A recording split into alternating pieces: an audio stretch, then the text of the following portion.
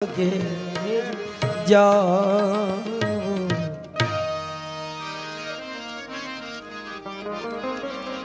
બા એવા ગુરુનો જેને આશ્રય મળ્યો હોય એવો ખોળો નંદુબા. જોજો આવી જોડી ક્યાંક ભાગ્ય બનતી હોય છે બા, ભાગ્ય. નહીં તો 1 કરોડ માતાના હૃદય ભેગા થાય ત્યારે એક સદગુરુનું હૃદય બને છે.